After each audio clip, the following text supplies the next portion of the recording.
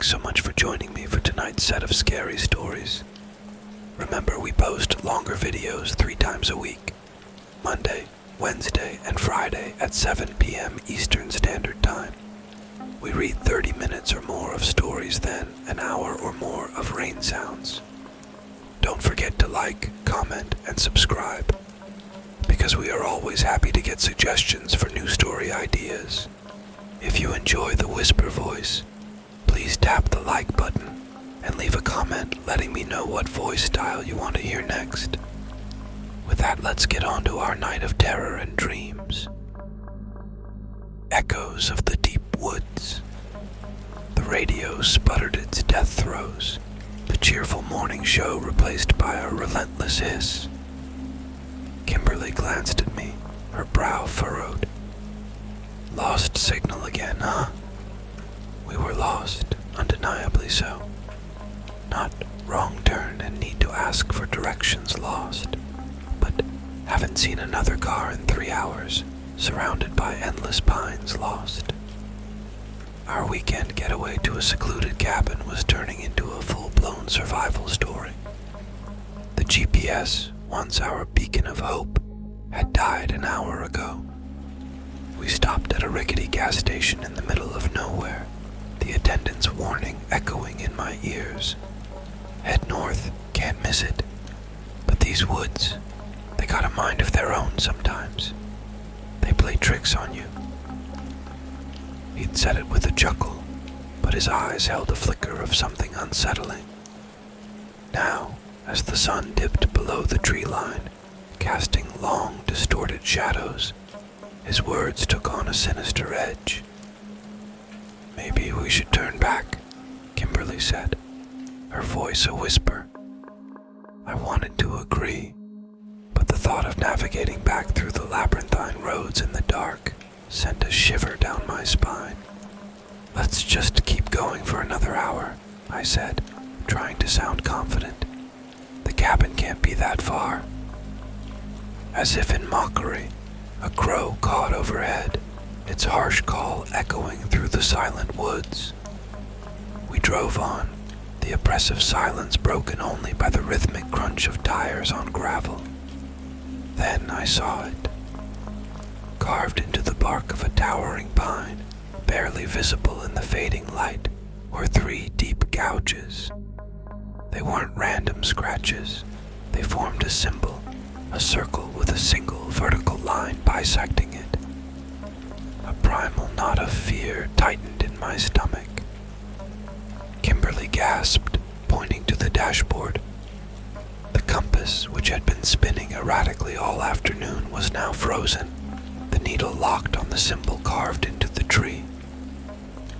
"What is that?" she whispered. I didn't answer. I didn't know. But a cold dread seeped into my bones. The woods, the silence, the symbol.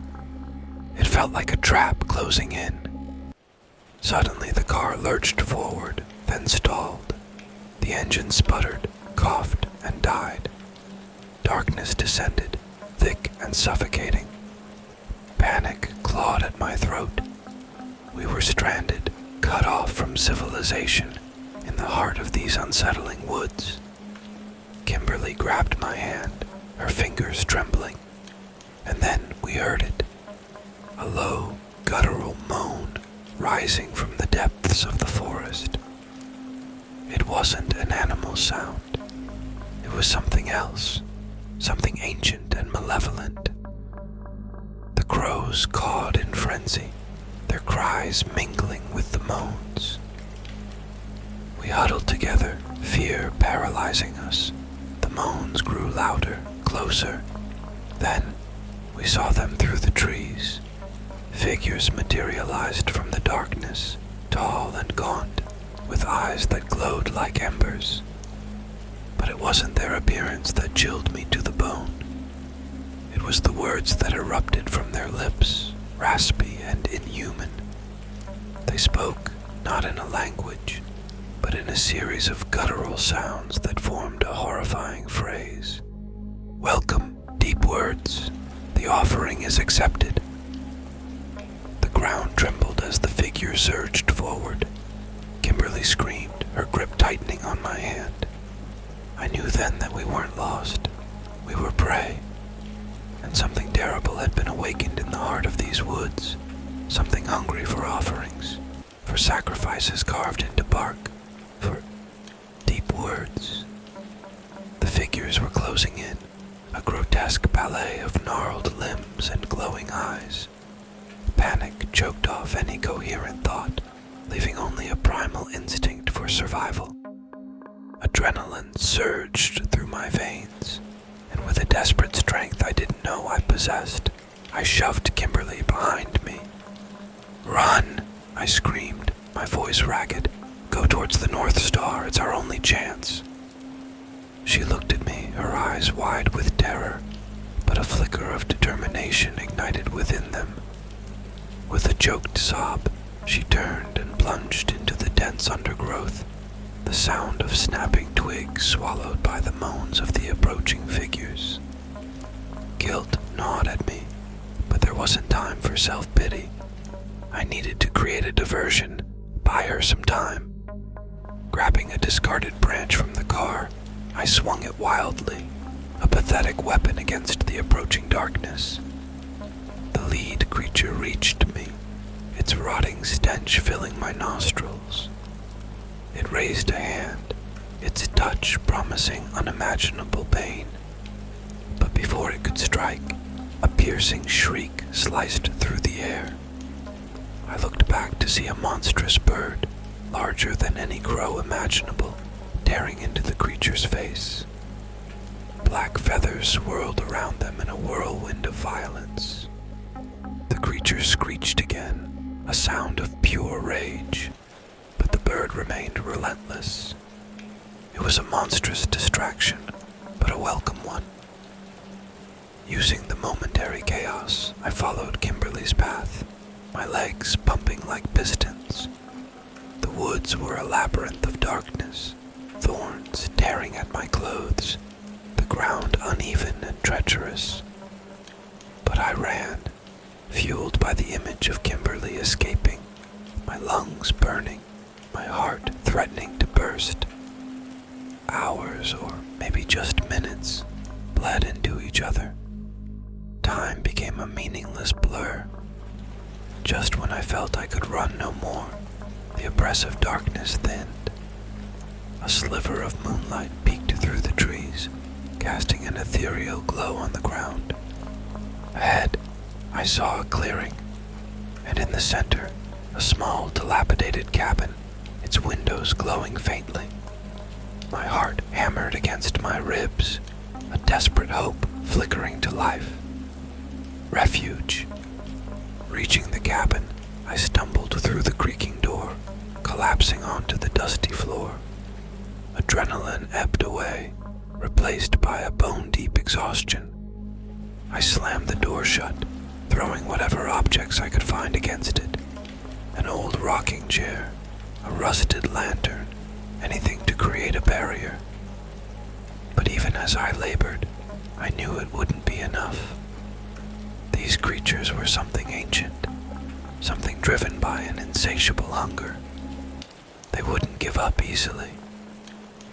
As I huddled in the corner, the moans faded into the distance. Was it over? Had I somehow outwitted them? Then I heard a scratching sound on the door. It wasn't the frantic battering of monstrous claws, but a slow, methodical scrape.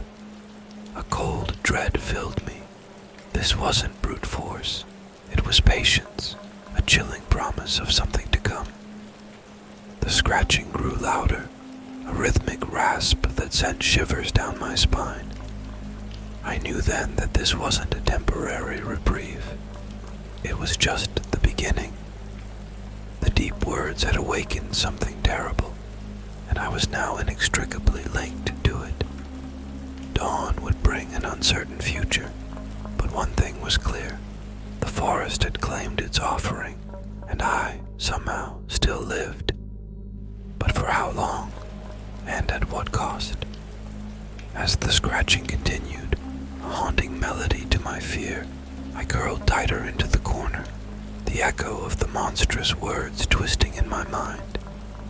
Welcome, deep words, the offering is accepted. And a terrifying question formed, a chilling unknown that promised a future worse than death itself. Was I the offering, or was I simply its bait? Sleep, a fragile and fleeting visitor, took me for a few precious hours. Dawn crept in, painting the dusty cabin with a sickly yellow light. The scratching had ceased, replaced by an unsettling silence. Fear, cold and sharp, woke me with a jolt. Gripping a shard of broken glass from a shattered window, I crept towards the door, my heart hammering against my ribs. The barricade held, but a deeper dread settled in my stomach. What if they were waiting for me to emerge? What if the cabin was now my prison, not my haven? Hours stretched into an agonizing eternity. The sun climbed higher, painting the clearing in an oppressive heat. Thirst gnawed at my throat, hunger gnawed at my stomach. But venturing outside felt like signing my own death warrant. Then a sound pierced the stillness. It wasn't the scratching, but a distant cry, a desperate scream that sent chills down my spine. The sound was unmistakably human, and it came from the direction Kimberly had fled. Panic threatened to consume me, but a surge of determination countered it. I couldn't just stay here and wait for my turn. I had to help her. With trembling hands, I cleared the barricade and stepped out into the sunlight. The clearing seemed untouched, the forest eerily silent. But as I ventured deeper, the air grew thick with a cloying sweetness, the smell of decay hanging heavy in the air. The scream came again, closer this time, and then I saw them. Two of the creatures, their forms grotesque parodies of humanity, feasting on a crumpled figure in the undergrowth. My stomach lurched, bile rising in my throat. It was Kimberly, her lifeless eyes staring blankly at the sky. Grief crashed over me, a wave so powerful it threatened to drown me. But amidst the pain, a cold fury ignited. I wouldn't let her death be in vain. They would pay for what they had done. The shard of glass felt useless in my hand, but it was all I had. With a guttural scream, fueled by a primal rage, I charged towards the creatures. They turned, their glowing eyes locking on me. But before they could react, a loud screech echoed through the trees. The monstrous crow from the previous night swooped down, its black wings blotting out the sun. It tore into one of the creatures, a flurry of feathers and violence. The other creature shrieked and lunged towards me, but the crow distracted it, buying me precious seconds. I used them to sprint closer, the shard of glass clutched tight. As the creature lunged, I ducked under its swipe and plunged the glass into its decaying chest. It let out a blood-curdling scream, a sound that seemed to echo the pain of countless victims. The creature recoiled, momentarily stunned. Then, with a final enraged roar, it disintegrated into dust, leaving only a faint, acrid smell in its wake. The crow, its task complete, let out a triumphant caw and disappeared into the canopy. I collapsed to the ground next to Kimberly's body, tears streaming down my face. My victory tasted like ash. One creature destroyed, another life lost. The price for survival felt unbearably high. But as I sat there, mourning my friend and the life we'd planned, a strange sense of peace settled over me. Maybe it was exhaustion. Maybe it was a morbid acceptance. But most of all, it was the knowledge that I hadn't gone down without a fight. The deep words had awakened something terrible, but within that horror, it had also awakened something in me, a desperate will to survive, a courage I never knew I possessed. Picking myself up, I gathered what strength I had left. I needed to get out of this forest, to warn others of the dangers that lurked within. It wouldn't bring Kimberly back, but it would be a start. As I turned towards the direction of the North Star, the one beacon of hope in this desolate place, I knew the journey ahead would be long and arduous, but I would walk it, carrying the memory of my friend and the chilling truth about the deep words. They had awoken a darkness, but they had also revealed a light within me, a light that refused to be extinguished. The forest may have taken much, but it hadn't taken everything. The fight for survival had just begun. Days bled into weeks. The once vibrant forest had become a monotonous blur of green and brown. Hunger gnawed at my insides. Thirst constantly parched my throat. Each rustle of leaves sent a jolt of fear through me, a constant reminder of the monstrous entities lurking within. But with each step, the memory of Kimberly burned brighter. Her scream echoed in my ears, a constant reminder of the cost of my newfound resolve. Survival wasn't just about myself anymore. It was about making sure her death wasn't in vain. One particularly grueling afternoon, just as exhaustion threatened to pull me under, a flicker of movement caught my eye. A small, shimmering blue butterfly danced through the undergrowth, its presence a splash of color against the oppressive green. It seemed an impossible sight, a tiny oasis of hope in this desolate landscape. Following the butterfly, I pushed through the dense foliage, my heart pounding with a mixture of trepidation and hope. It led me to a clearing unlike any I'd seen before. The trees gave way to a field of vibrant wildflowers, their colors like a kaleidoscope against the azure sky. In the center of the clearing stood a lone figure, an old woman with eyes that sparkled with the wisdom of ages. She was humming a melody, the same haunting tune that echoed during the night the creature scraped at the cabin door. But there was no fear in the melody now, only a melancholic beauty. As I approached, the woman turned, her smile radiating warmth. "You've come a long way, child," she said, her voice a gentle rasp. Tears welled up in my eyes. Relief and exhaustion washed over me in waves. "Who are you?" I rasped, my voice hoarse from disuse. "A guardian," she replied, "one who keeps this balance in check." She gestured to the field of wildflowers. Life and death, a constant dance. I stared at her, not understanding. "The creatures," I croaked, "the deep words." She nodded, a flicker of sadness crossing her face.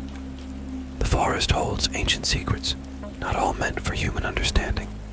The words were a trigger, a forgotten language that awakened a sleeping darkness." A shiver ran down my spine. "What do I do?"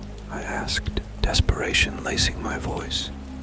"How do I stop them?" The woman shook her head. "The darkness cannot be truly banished, but it can be contained. You carry a piece of it within you now, a reminder of your encounter. Use it as a warning." She reached out, placing a cool hand on my forehead. Images flooded my mind, forgotten lore about the deep words, rituals of appeasement, a way to seal the creatures back into their slumber. When the vision subsided, I looked up at the woman, a flicker of hope sparking in my eyes. "Can I go back?" I asked. "Can I warn others?" The woman smiled. "The journey back will be easier," she said. "But the true fight lies beyond the forest. You can choose to forget, to live a life untroubled by these memories, or you can use this newfound knowledge, become a protector, a keeper of the balance. The weight of the choice settled on me, a life of normalcy, a life where the memory of Kimberly might fade, or a life dedicated to fighting a darkness I barely understood. As I looked out at the field of wildflowers, a resolute feeling bloomed within me. Kimberly wouldn't have wanted me to forget. The forest may have claimed her, but it wouldn't claim my spirit.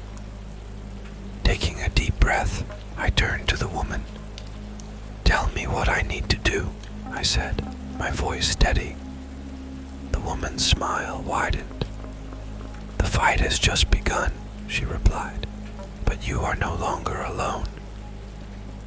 The forest outside the clearing seemed less menacing now, more like a challenge than a prison.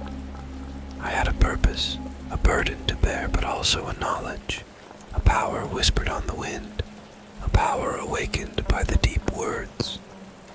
As I stepped back into the thick undergrowth, the butterfly fluttered ahead, leading the way. The journey out of the forest was the first step, but the true journey, the war against the darkness, had just begun. And I, forever marked by the horror I'd witnessed, would be ready. The whispers of the deep words would forever echo in my mind, a chilling reminder of the cost, but also a song of courage, a melody of hope, guiding me towards a future where the balance would be restored. The years that followed were a blur of research, whispers exchanged in hushed tones amongst scholars and occult investigators, and countless dead ends. The knowledge gleaned from the clearing was fragmented, a cryptic language hinting at rituals and offerings, but never a definitive solution. Yet the memory of the woman's smile, her unwavering faith in my purpose, kept me going. Then, one day, a tattered manuscript surfaced in a forgotten corner of the British Museum. It spoke of a hidden library, a labyrinthine repository of ancient lore, guarded by a brotherhood sworn to protect the world from forgotten evils. The manuscript was my map, my key. The library, nestled beneath a forgotten monastery in the heart of Tibet, was a maze of towering bookshelves holding the weight of ages. The monks, wizened and austere, scrutinized my knowledge of the deep words before finally granting me access. Days bled into weeks as I devoured dusty tomes, translating cryptic symbols, piecing together the forgotten history of the creatures and the power that bound them. The answer, it turned out, wasn't a grand battle or a heroic sacrifice. It was a song. A specific melody embedded within the deep words could resonate with the creatures, not to destroy them, but to soothe them back into their slumber. It was a melody of forgotten harmony, a lullaby from a time when the balance between light and darkness hadn't yet been fractured. Learning the song was a grueling task, my voice raw from the unfamiliar tune. But with each note, a sense of purpose solidified within me. This wasn't just about Kimberly anymore. It was about protecting humanity from an unseen threat. Finally, the day arrived. Guided by cryptic clues from the library, I returned to the dark lake forest. The clearing with the wildflowers remained untouched, a sanctuary amidst the encroaching darkness. But beyond, the forest felt heavier, the air thick with a malevolent presence.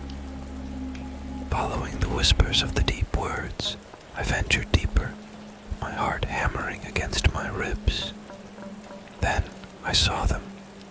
3 figures, their forms more monstrous than before, feeding on the carcass of a hapless wanderer. They turned at the sound of my footsteps, their eyes glowing with malevolent hunger. But I didn't falter. Taking a deep breath, I began to sing. My voice, raw and untrained, carried through the silent woods. The song filled the air, a melody of forgotten peace.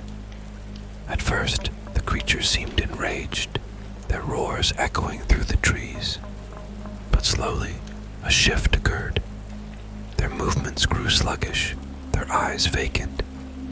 The song continued, weaving its magic. With each note, the creatures seemed to shrink, their forms warping, fading from this reality. As the song reached its climax, they dissolved into dust, leaving only a chilling silence in their wake. The victory was bittersweet. The forest was silent, the immediate threat ended. But I knew the battle wasn't truly over. There were other forests, other forgotten corners of the world, where whispers of the deep words might still linger. Leaving the dark lake forest behind, I knew my journey had just begun. The melody of forgotten harmony echoed in my mind, a constant reminder of the responsibility I now carried. I was a guardian, a keeper of the balance, forever bound to the whispers of the deep words, forever vigilant against the darkness that lurked just beyond the veil of our world. The song may have silenced the creatures for now, but it was up to me to ensure its melody reached even the most remote corners. A melody of peace, a constant reminder that even the deepest darkness could be soothed by the echo of forgotten harmony. The unwelcome guests. The asphalt bled into gravel, the rhythmic thrum of the highway a fading memory replaced by the unsettling symphony of the dark lake forest.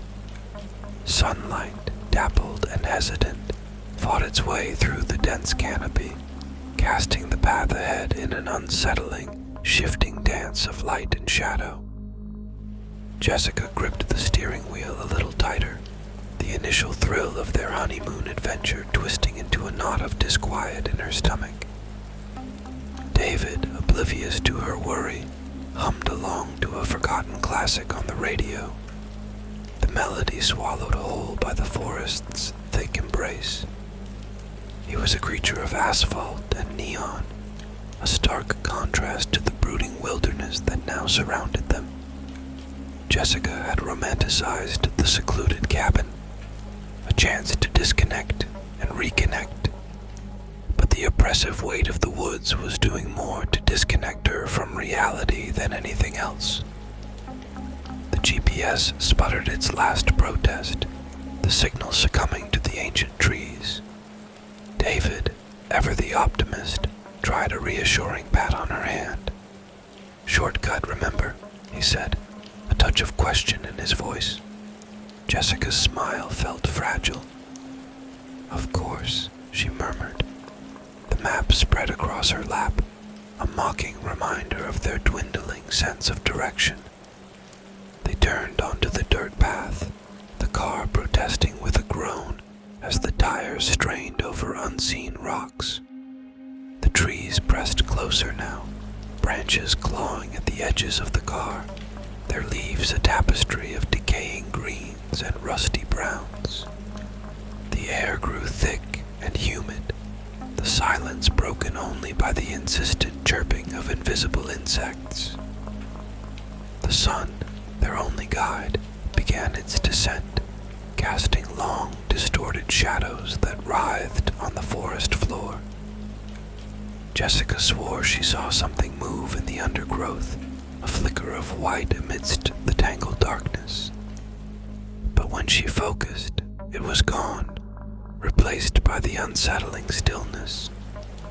Suddenly, a rusted hulk of a truck materialized ahead, its dented hood blocking the path. A man with a face etched by time and something else, something darker, leaned against the driver's side door.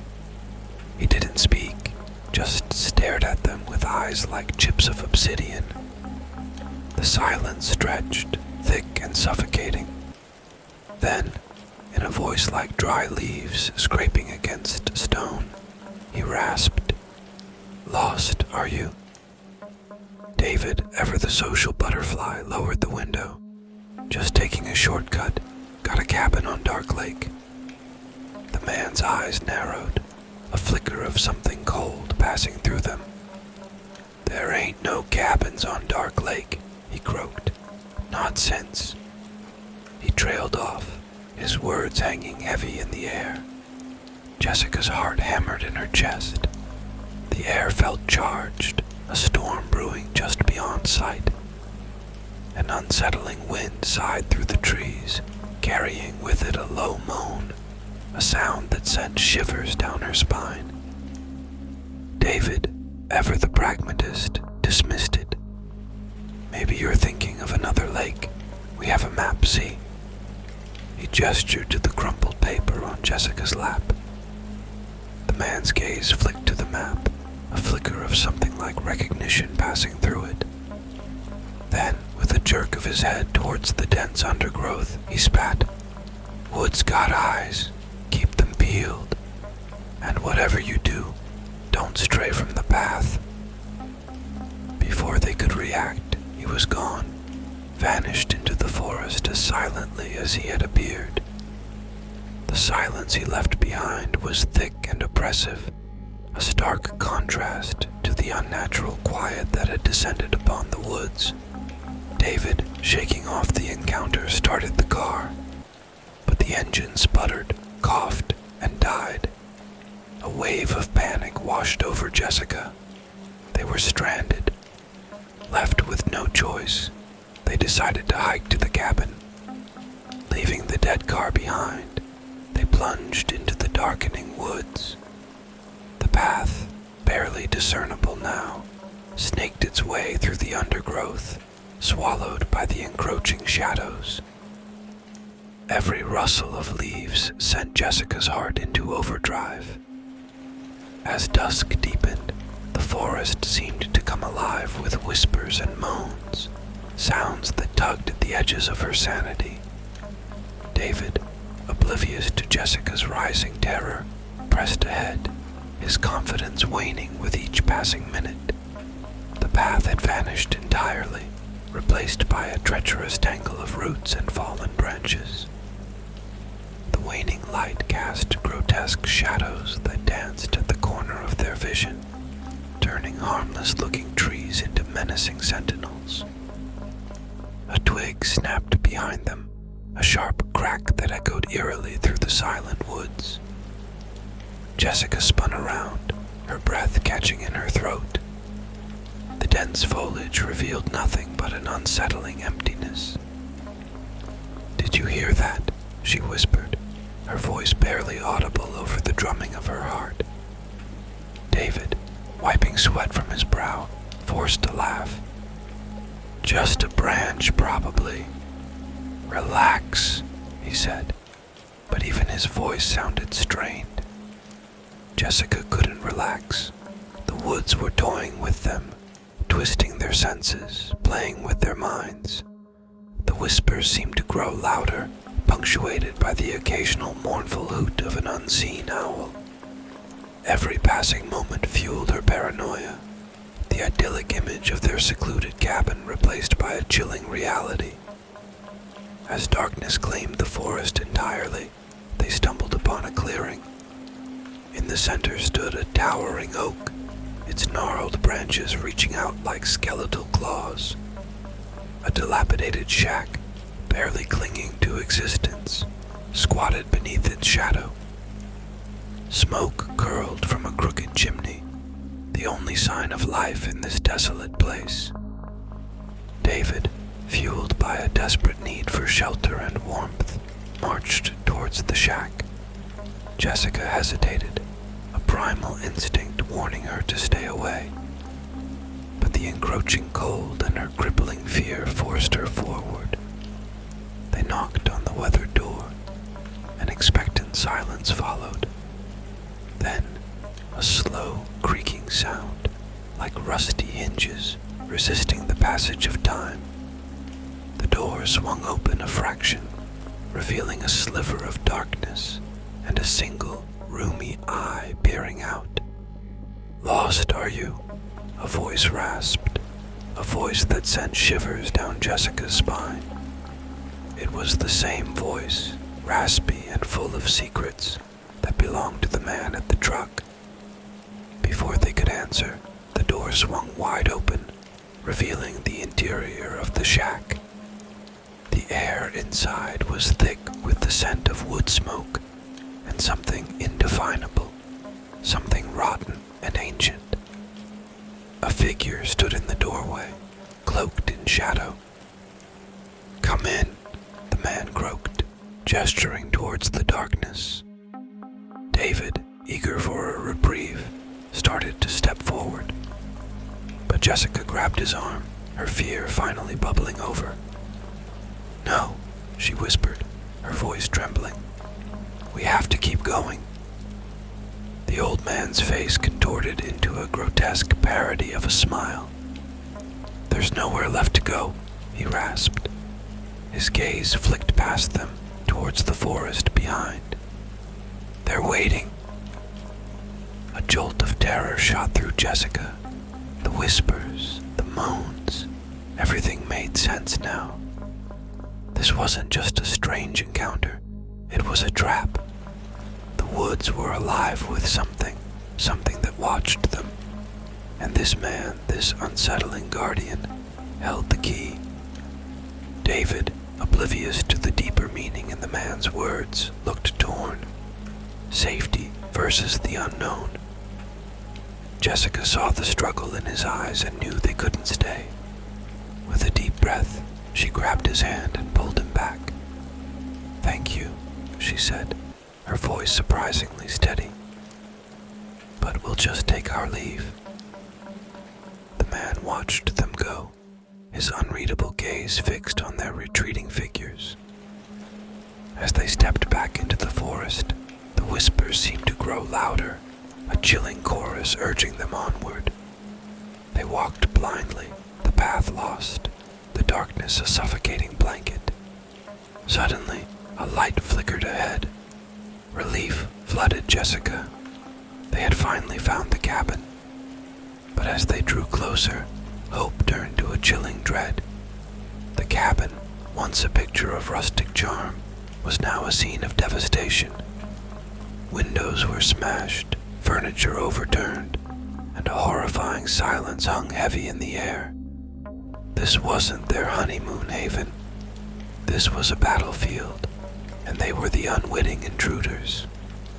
The smell of old wood and something metallic, a faint coppery tang, hit them first. David, his initial relief fading, tightened his grip on Jessica's hand.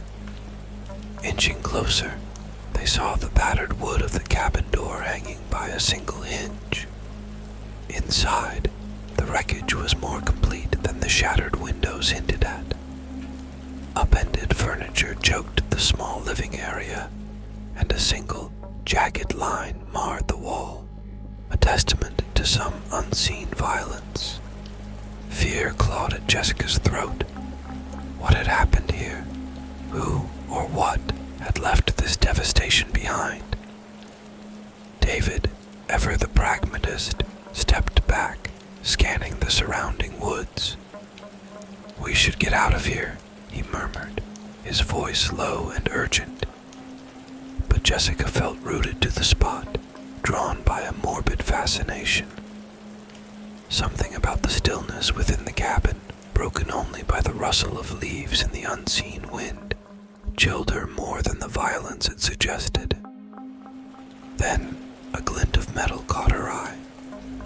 Half buried in the overturned debris by the back window lay a flashlight. As if acting on instinct, Jessica reached for it, a flicker of defiance rising amidst the fear. David protested, a guttural sound swallowed by the heavy silence. Ignoring him, Jessica snapped the flashlight on. The beam cut through the gloom, revealing more of the chaos. Suddenly, a sharp crack from behind them made them both jump.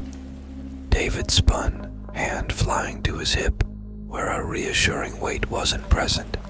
They'd opted to leave the pepper spray in the car. A gnarled branch, caught in the wind, hung precariously from a nearby tree. Jessica, her heart pounding, aimed the flashlight back toward the cabin. In the corner, she saw it. A dark shape lay sprawled on the floor, half hidden beneath the wreckage. It was too far for details, but the unnatural stillness of it sent a fresh wave of terror through her. David, his initial shock fading, stepped forward. "It's probably just an animal," he muttered, the bravado in his voice unconvincing. Jessica wanted to believe him, but something deep down told her otherwise. The violence of the cabin's destruction, the chilling silence, the unsettling presence hidden in the shadows. It all pointed to something more sinister. As David cautiously approached, Jessica followed close behind, the flashlight beam a wavering path before them. With each step, the coppery tang in the air grew stronger. Reaching the figure, David knelt, his face pale in the stark light. Jessica swallowed hard, forcing herself to look. It wasn't an animal. It was a man, clothed in rags, his face a mask of blood and grime. His chest didn't rise and fall, a single jagged knife wound staining his tattered shirt. A choked gasp escaped Jessica's lips. This wasn't some accident. This was murder, and they were unwitting witnesses. David, his usual composure shattered, scrambled back. "We have to get out of here," he whispered, his voice thick with panic. Jessica wanted to argue, to try and understand what had happened, but his fear was contagious. They stumbled back out of the cabin, leaving the dead man and the unanswered questions behind. The forest, once a silent observer, now seemed to mock their helplessness. The whispers returned, no longer just a chilling sound, but words sharp and clear, carrying a chilling message. "Run," they hissed. "They're coming." Terror, raw and primal, surged through Jessica. The whispers were no longer figments of her imagination. They were a chilling chorus, urging them on, pushing them deeper into the heart of the woods. David didn't need prompting. He bolted ahead, the sound of snapping twigs and rustling leaves his only response. Jessica followed, the flashlight beam a frantic strobe in the growing darkness. The whispers morphed into cackles, a chorus of unseen voices hunting them down. The forest, once a silent observer, became a living entity, branches reaching out to grab, roots twisting around their ankles. The air grew thick and cold, an unnatural chill seeping into their bones. They ran blindly, with no sense of direction. Time warped, minutes stretching into agonizing hours. Jessica stumbled, exhaustion threatening to pull her under. David, a few steps ahead, disappeared into the tangled undergrowth. Panic clawed at her throat, choking back a scream. "David!" she cried, her voice swallowed by the relentless cacophony.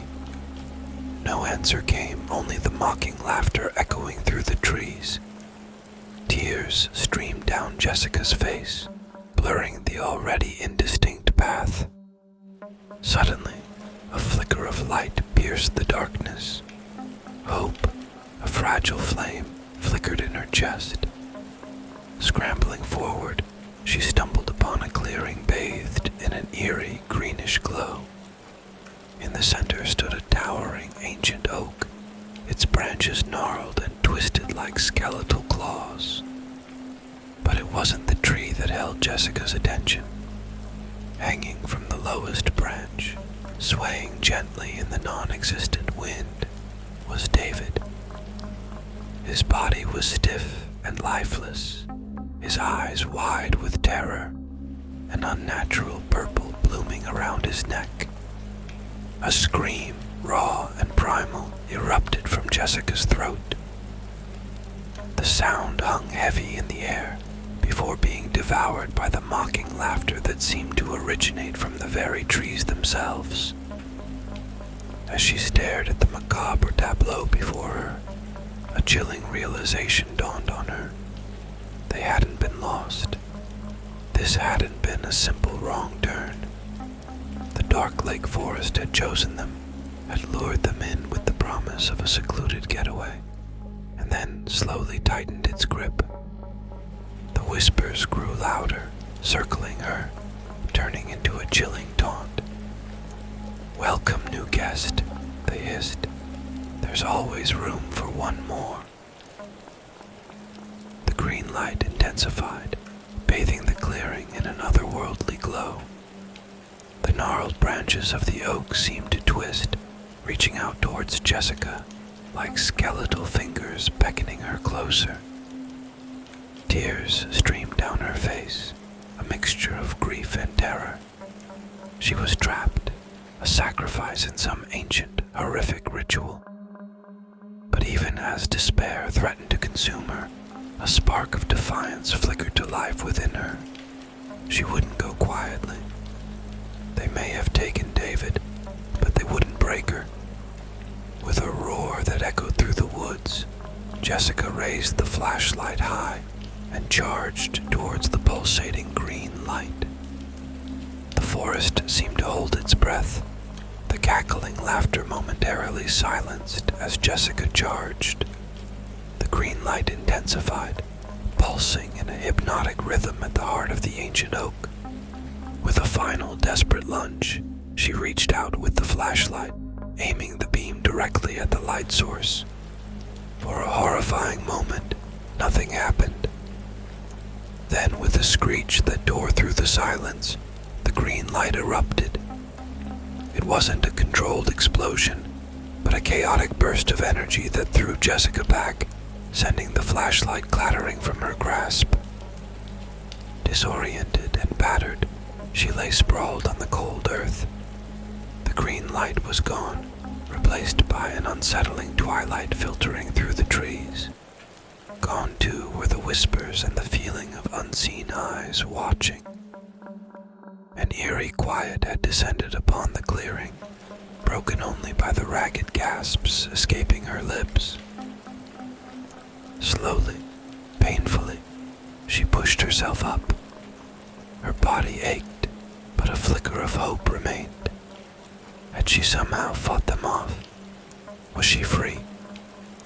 Then, a movement in the corner of her eye caught her attention. David. He wasn't hanging anymore. He stood beneath the oak, his back to her, his posture rigid and unnatural. A wave of terror washed over her again. This wasn't David. It couldn't be. Her David was gone. This was something else. "David," she croaked, her voice barely a whisper. The figure turned and Jessica's heart plummeted. His eyes, once filled with love, were now blank white orbs, devoid of any warmth or recognition.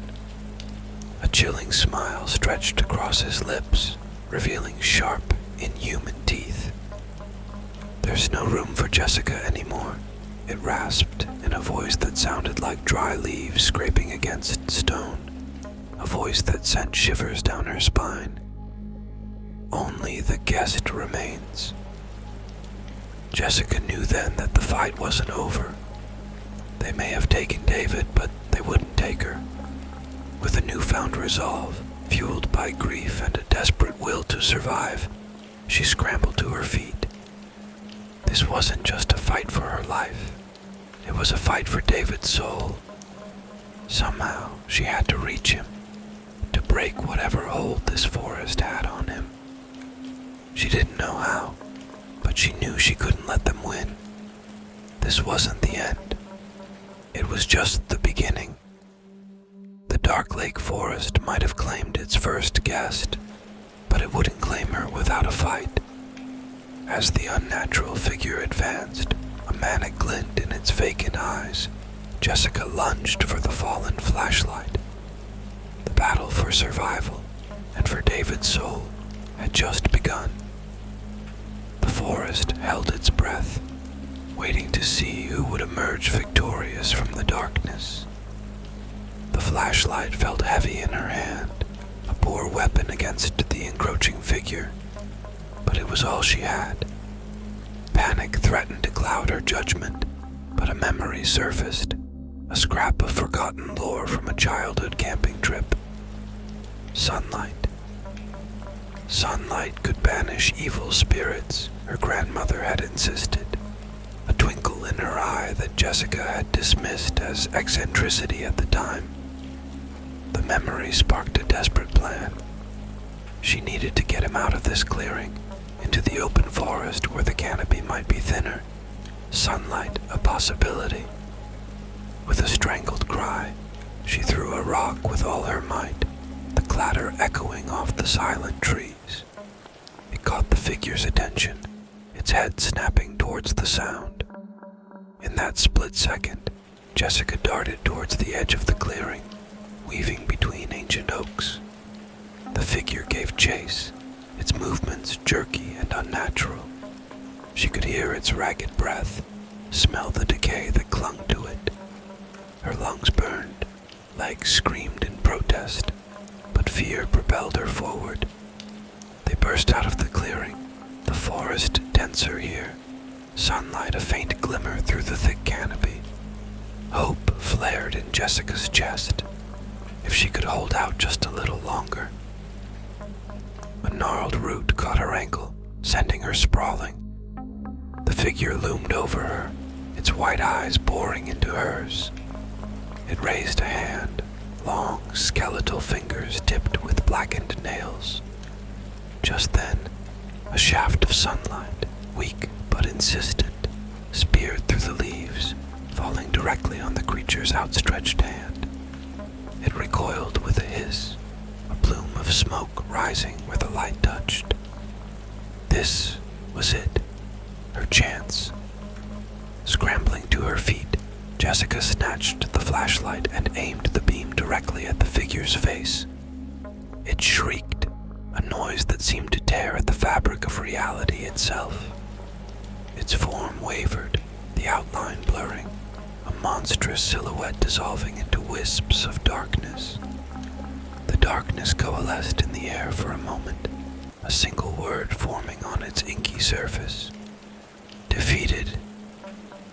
Then, with a final, ear-splitting shriek, it vanished, leaving behind a lingering stench of decay and the chilling silence of the forest.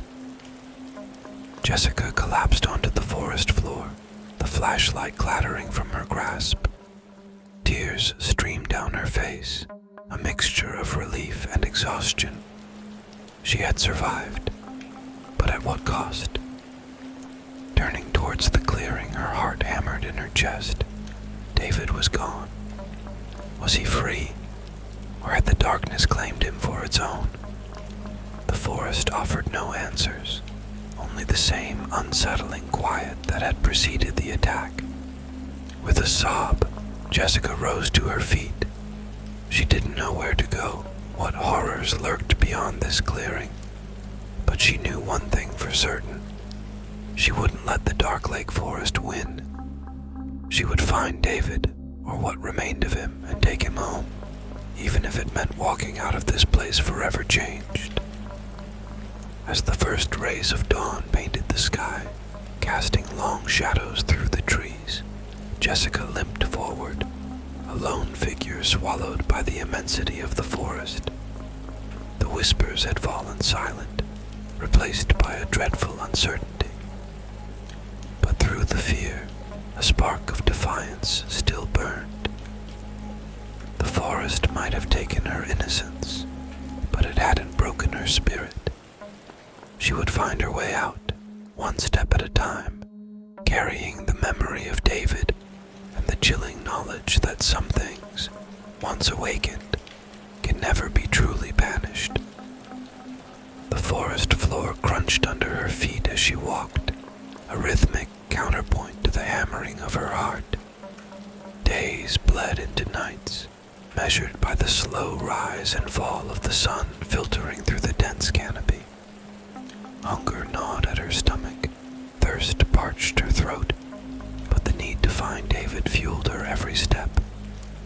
Hope, that fragile flame, flickered and died with each passing hour. But despair was a luxury she couldn't afford. Every snap of a twig, every rustle of leaves sent a jolt of terror through her. Yet she pressed on, her fear transmuted into a fierce determination. One day, as the afternoon sun cast long, menacing shadows, a break in the monotonous trees appeared. A sliver of blue peeked through the dense foliage, a color so out of place it felt like a hallucination. With a surge of adrenaline, she stumbled forward, the forest floor giving way to a rocky incline. Reaching the crest, she gasped. Below lay a sprawling lake, its surface reflecting the azure sky. But it wasn't the lake that stole her breath. It was the rickety cabin perched on the far shore, its windows glinting in the sunlight. A surge of hope, so powerful it threatened to overwhelm her, washed over her. Was it their cabin? Had they made it after all? But a nagging doubt remained.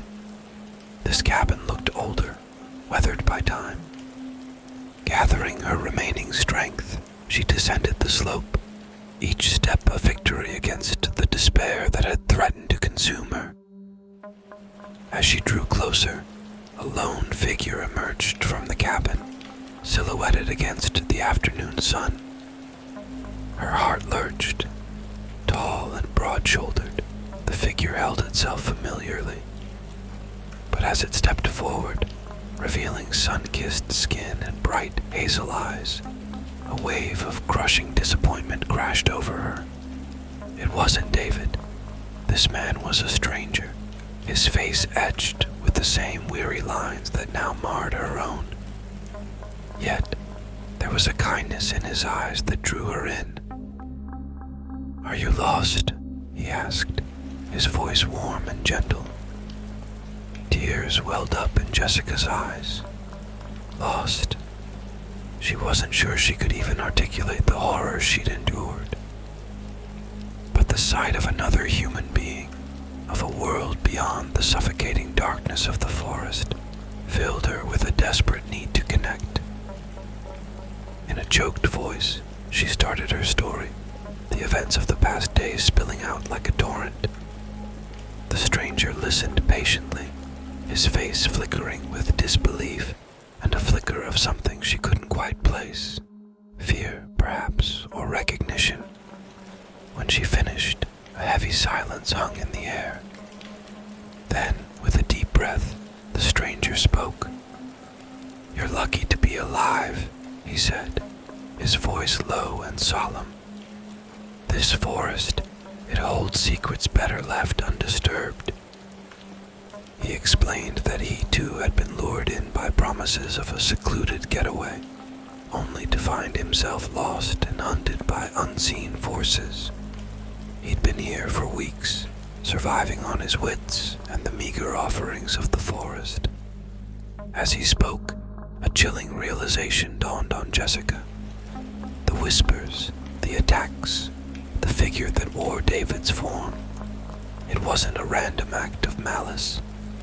It was a trap designed to claim them both. The stranger extended his hand, his calloused palm offering a lifeline. "We can leave together," he offered. "There's a small town a few days' walk from here. Maybe they can help you find your way back." Jessica hesitated. Could she ever truly leave the Dark Lake Forest behind?